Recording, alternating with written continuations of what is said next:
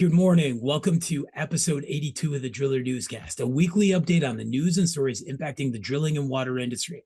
I'm your host, Brock Yordy, and I have a special co-host with me this week. Yordy. And we're going to talk about ground source geothermal. We're going to jump right to our feature story this week, which is an interview with Korney Lull of Midwest Geothermal, the outgoing chairman of the board of the International Ground Source Heat Pump Association. Drillers, we've talked a lot about associations, from the National Groundwater Association to the NDA to your state associations. This is one more that you need to be part of. It's at the National Convention. IGSHPA and NGWA share a conference. This is very important to us because we need you to be drilling. I have my son on this newscast with us right now because we have two benchmarks that we're trying to hit with the Inflation Reduction Act money. The first one is the 2030 benchmark. And at that time, Bo, how old will you be by 2030? 9.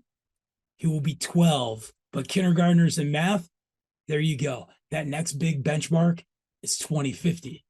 And by 2050, my son will be 32 years old. We're already seeing us pass that 1.5 degrees Celsius mark. We've talked about this a lot. What we need to understand is that ground source heat pumps use 75% less energy than other pumps. So they're utilizing the constant temperature of the ground, that 50 to 60 degree mark. And that is big to us right now because is it warm outside or cold outside, buddy? Cold. That's why we're in coats and sweaters. It's, the third week of October and it's freezing up here in Michigan. It's 44 degrees. Typically, we still get a little bit more of a pop-up summer before. We're not getting it right now. So I want you to think about that as we're kicking on our heat in our homes. And that's the big thing, is during the winter cycle, our homes with ground source heat pumps is pulling the heat out of the ground and allowing us to heat our homes. And in the summertime, it is pulling the cool constant temperature out of the ground to help us cool our homes. And this is very important. So I want us to jump right into this feature with Korney and have this great discussion about ground source geothermal, the International Ground Source Heat Pump Association, what they've been doing for the last 3 years. The Geo Outlook magazine is back. And let's learn something about geothermal. I hope you enjoy. So today we're here to talk about IGSHPA from 2020 till now, all the great things that have happened, because we do these puff pieces that are about, what's going on or let's change, but we don't really talk about where we've been and where we're headed to. And so this is your opportunity right now. A lot's happened. Jeff Hammond is executive director. You brought Greg Kurtz in for technical director. There's been 2 conferences with the NGWA. The Geo Outlook magazine's back. Yeah, a lot of cool stuff. How has this ride been? Because again, as I got to be one of your colleagues and we worked together and, laughed and fought and did all of these things in this industry, Midwest is a busy company all over the country. As I worked with you guys, Los Angeles and Washington and locally and East Coast to West Coast. How did you find the time to get here? Well, it's a passion project. I love this industry. Like, people say that, but I'm passionate about what we do because I do think that this is the solution for everybody going forward. It's the most reliable resource that we have right under our feet. It's the most controllable one we have because, again, it's right under our feet. We're not reliant on anything else, really. So I just love what I do. And so when I was approached to help IGSHPA, I couldn't have been more excited. This industry is incredible. That organization had incredible history. It just needed to be taken over this next hump. And so when I was asked and I was told that I actually could do stuff, it's one thing to volunteer, but to actually make change was really the thing I wanted to be able to do. And we did. I mean, IGSHPA kind of started in its infancy over again. It started kind of as a new business, but with this burden of incredible history, which is great. An easy way to start a brand is to already have a brand. But we had to start from scratch. We had to start with silly things like accounting. We had to set up a brand new accounting system. We had to set up all of this stuff so that we could keep membership maintained and keep members engaged. So we literally started there, fall of 2020, and have now grown. I am in awe of where it is today. I mean, where we started from, and then hiring Jeff Hammond, who's been incredible. I couldn't be more proud of where this organization is going and its future. I truly think this is the organization to teach the industry and be the gold standard for the industry as to what we should be installing to. So I couldn't be more proud of where it is. So yeah, I don't necessarily always have the time, but I would make time. I always make time to help grow an industry I'm so passionate about. So, And as we saw, a lot of us, September 2020, especially in Michigan, the entire universe had slowed way down.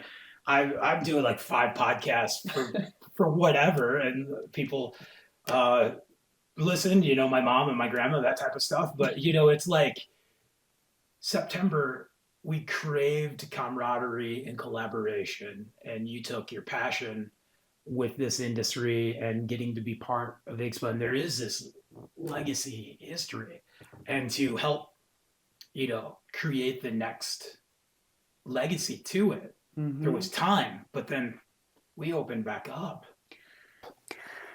Yeah, it was crazy for a while, and it was kind of nice because we all were stuck at home for a while, which it was what it was, but it gave me opportunity to spend time to do some of these things. But uh, it was nice that we were on some coasts. We were working on projects that I could help focus on this. And there were certain things that historically we've always wanted to see IGSHPA participate with, including national groundwater. I always tell people, don't underestimate an engineer's want to touch a drill rig. I want to touch drill rigs that aren't covered in mud. Not that I don't sincerely appreciate when they're covered in mud, because that is the coolest thing ever. But to see them up close and personal, understand, look at the control panel, see some of the new changes, it's incredible. So to be able to partner with National Groundwater and give that opportunity, not just to come together as IGSHPA, but to also see the other side, to see more of the boots on the ground type stuff that is the reason we all get to do this, right? Is the guys in the field that are installing this. So to partner that way was just so cool, and couldn't be more grateful to National Groundwater for kind of opening their arms to us and bringing us along with them. And it's been a lot of fun. Really enjoyed the partnership with them. But it's, again, we started not really knowing what was going to happen in that partnership to now this is our third. And is it our third, second? Yep, yeah, third, because it was Nashville and now 2 in Vegas. It's been a lot of fun. I mean, they're 75 years old, and that conference ends the year. They've bookended. We're 2 weeks before trying to slow down and enjoy family, and my favorite time of the year is Christmas. And I think many of us in this industry feel that way somewhat, because we stop drilling, we have Christmas parties, and we cheers ourselves and we take a breath, and so it's hard to find time to be elsewhere. So to bring 2 organizations together, and to me, clean energy and ground source geothermal and groundwater are so closely tied together, from the amount of water consumption we have in energy, in cooling, from all of these aspects, that there's a massive synergy there. And it's the knowledge of what IGSHPA has been pushing is there. So you've had these 3 years, and we're now coming up on new elections. What is the future? What would you like to see in the next 5 years? From IGSHPA or just the geo industry? So let's go IGSHPA first. Okay, so IGSHPA, I'd really like to see, and we're making great strides to reinvigorating the training, breaking up the accredited installer into modules that are bite-sized pieces and focused more on the individual that needs that training. So focusing on the installation technician, focusing on the outdoor loop, focusing on the parts that make the whole.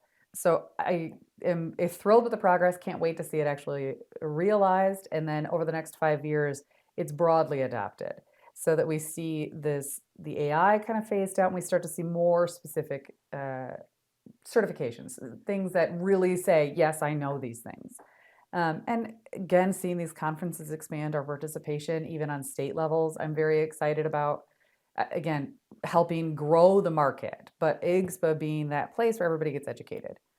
That's really, at least as far as IGSHPA is concerned, where I'd really like to see the next 5 years. And then continuing to support our members.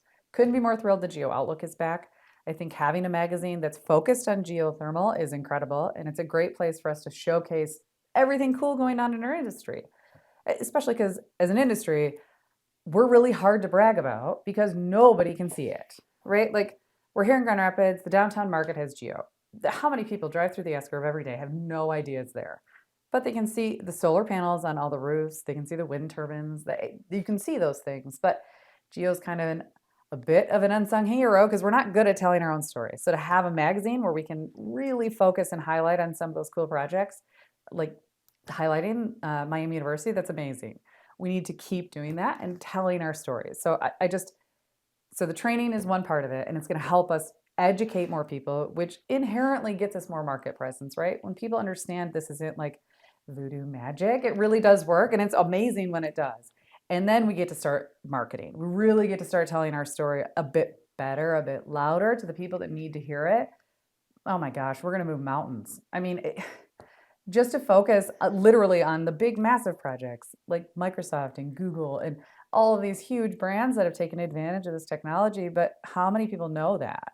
We need to get better at telling those stories. And I think that Geo Outlook will help tremendously with that. So IGSHPA aside, the geo market, I'd love to see more of a push as we're starting to work towards pushing this electrification thing, right?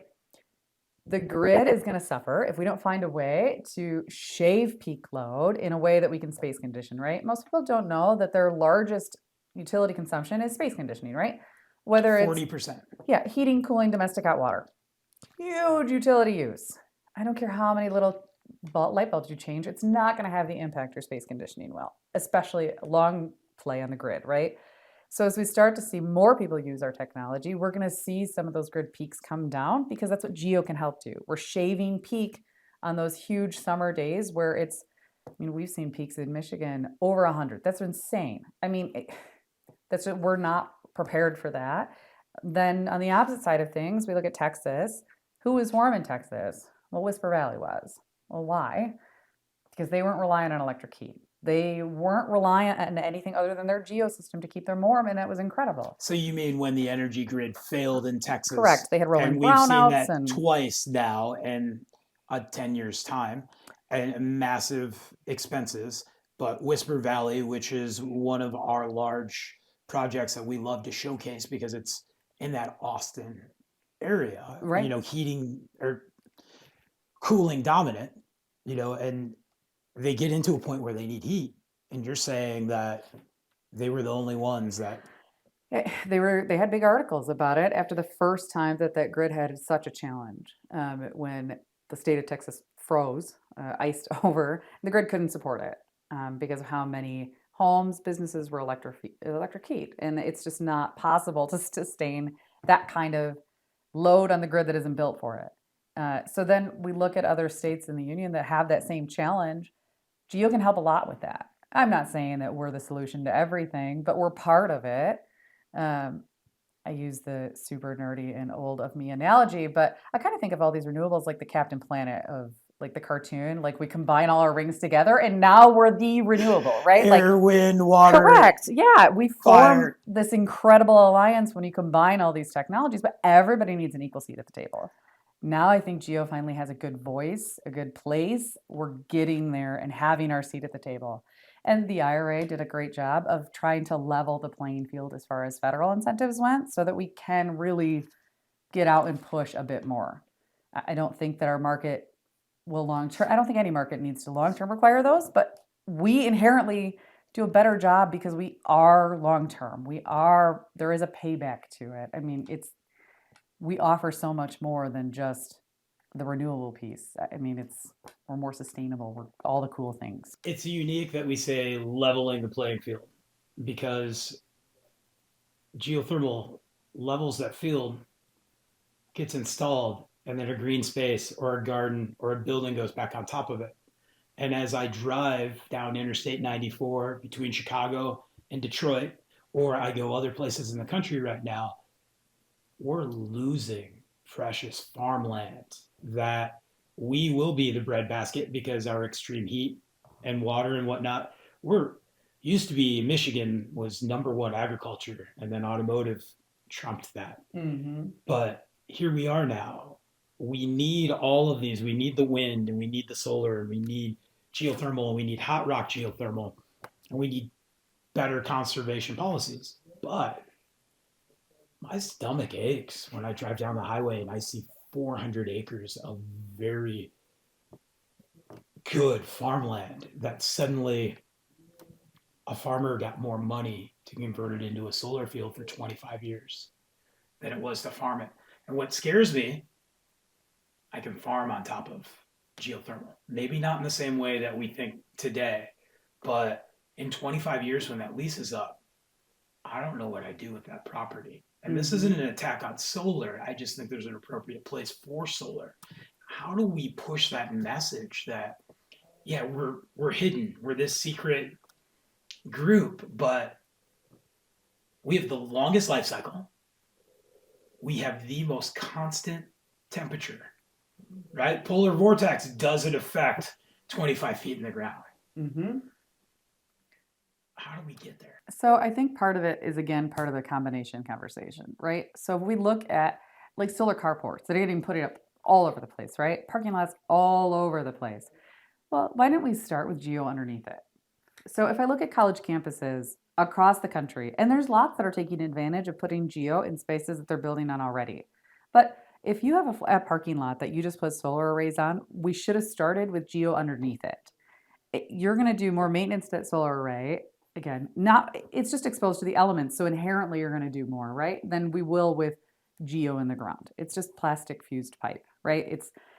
There is no maintenance to it. I mean, maybe some chemical treatment, but generally speaking, we're not digging it up and maintaining anything. So let's put it under the parking lot. Let's put it in a place where, and then put the solar panels on top. It is that combination. So we have to sell the message and talk about, one, let's talk about ways we can finance it. Let's get money out of the conversation first. Two, let's talk about those long-term things, right? That we don't have to dig it up and maintain it. It just hangs out there, especially in vertical systems. There's just nothing. It can, like you mentioned, under a building, under a parking lot, wherever you'd like to put it, it can go. So let's change the dynamic of, instead of, oh, I don't know if I can do it, it's why didn't you do it in the first place? And how can we help you do it now? What's a long-term plan? So maybe you did put a solar array, but let's say that in 10 years you have a plan to change them out.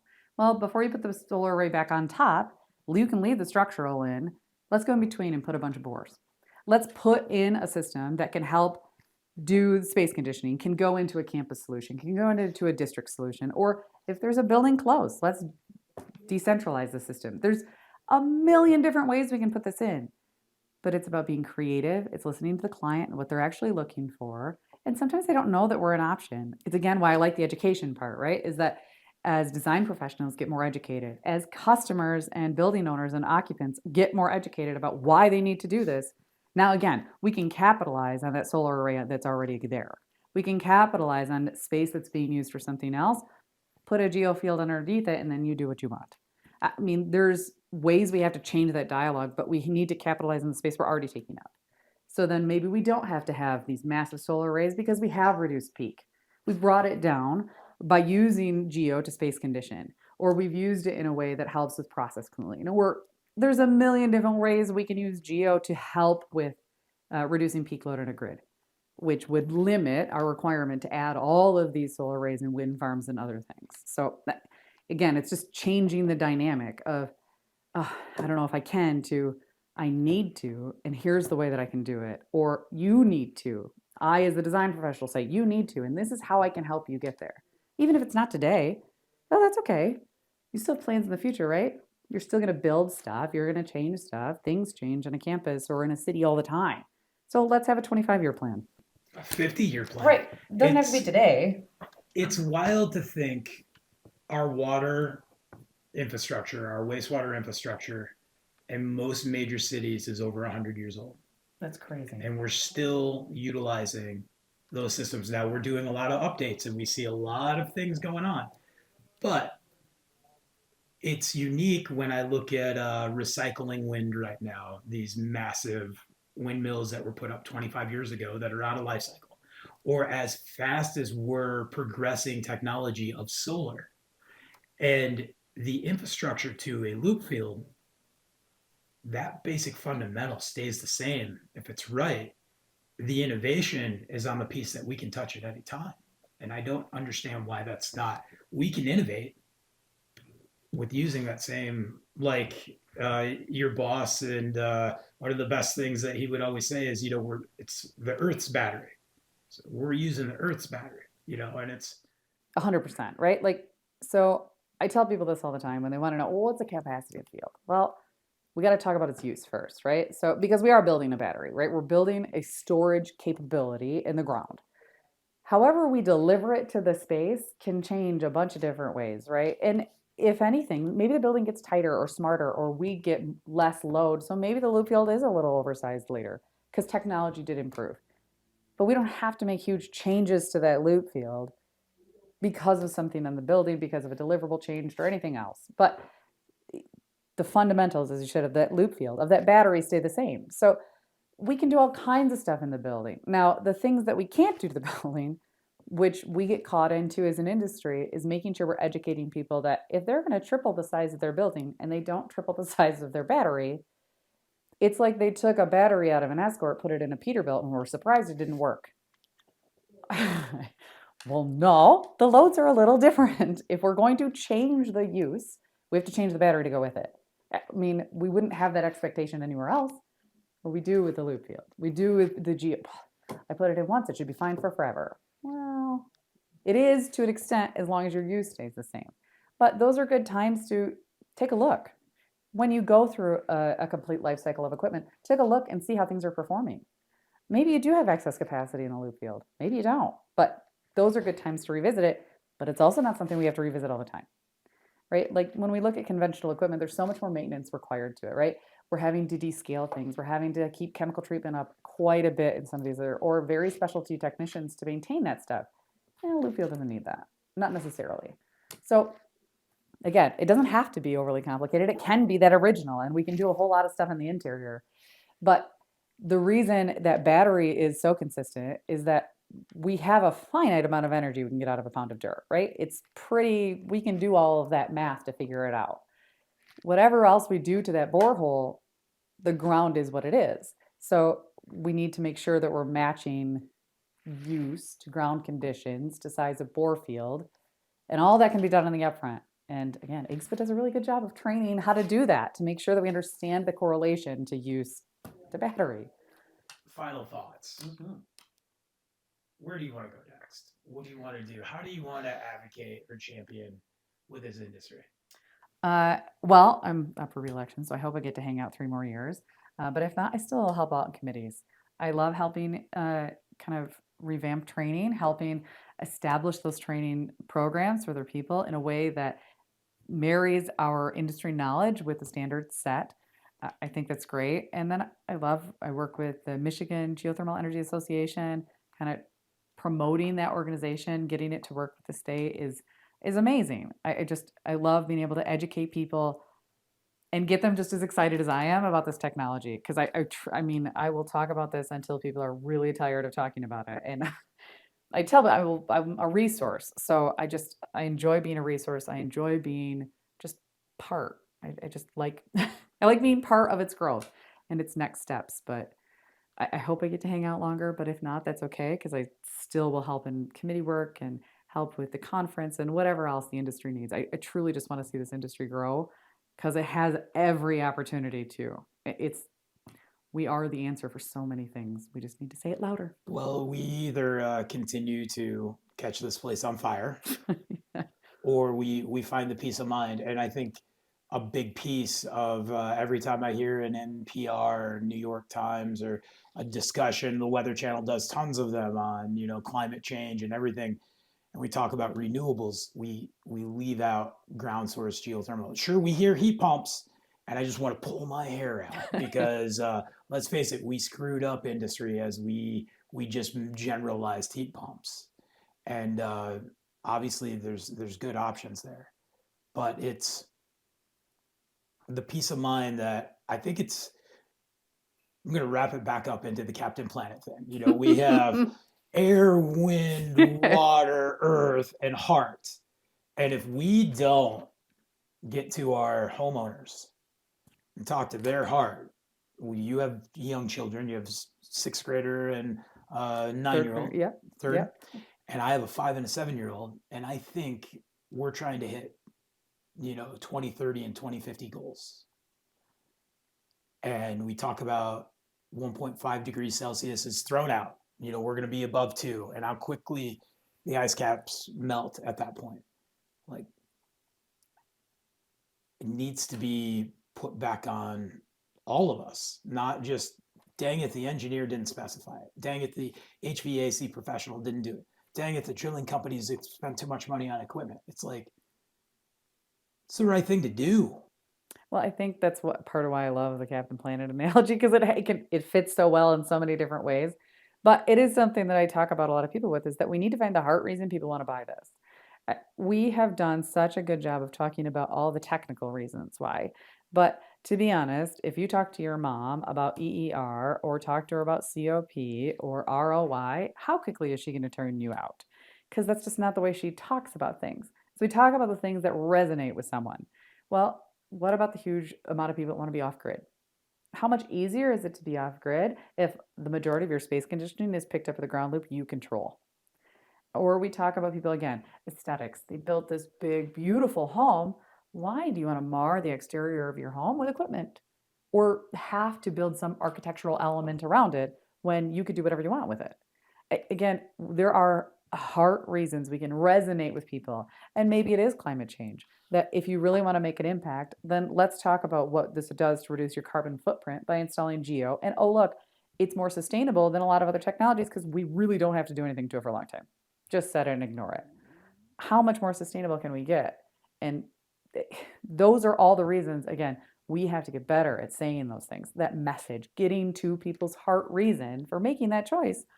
And not to harken back, but we literally will move mountains. I mean, we will do amazing things. There'll be enough pie for everybody involved. But again, that's why I'm so passionate about IGSHPA, about these industry associations, because they're the ones who will help support this growth, who will support all this education that's required. So it's why I say I'm passionate about it, and I love helping do all of this stuff. So hope I get to. Thank you for your time today. I'm very excited. This was great. Thank you for joining us for episode 82 of the Driller Newscast. Thanks again, International Ground Source Heat Pump Association, IGSHPA, for allowing us to steal Korney. Thanks, Midwest, for allowing us to steal Korney for 30 minutes.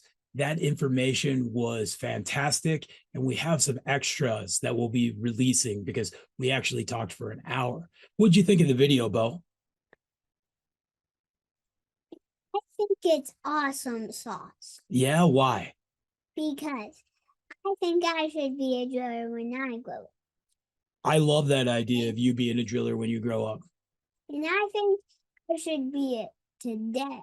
Today? Well, we need drillers right now. So if you want to jump on the back of a rig, I'm sure we can find one. I know a lot of short drillers out there that you're about the same height. So I think we can get you on a rig.